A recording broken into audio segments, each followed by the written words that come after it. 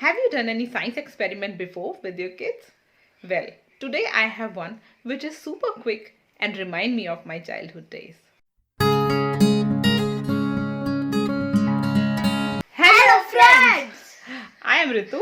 I'm Akila. And together we are Akila And Ma! I'm sure you all know about the vacuum candle experiment. I'm little excited today because I'm going to do it with Akila for the first time. And if you haven't done it yet with your kids, then start with us.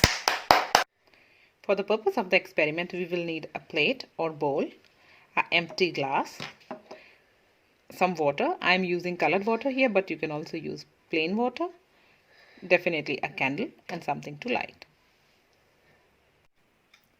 To start the experiment, first fill the plate with water.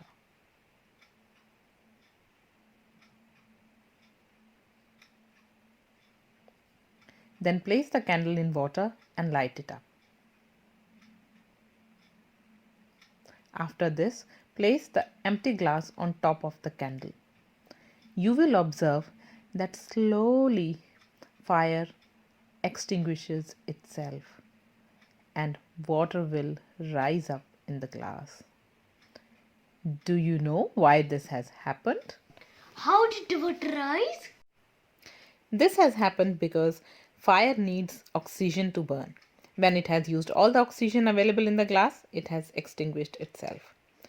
Air pressure is low inside the glass and air is lighter. Air pressure outside the glass is higher and air is heavier. This causes vacuum and make the water rise up in the glass. Oxygen in the glass is consumed by the flame to burn and is replaced by the water. I hope you have relived some childhood memories with us. So if you know any such simple experiment which you have done in your childhood days, then do let us know in comments.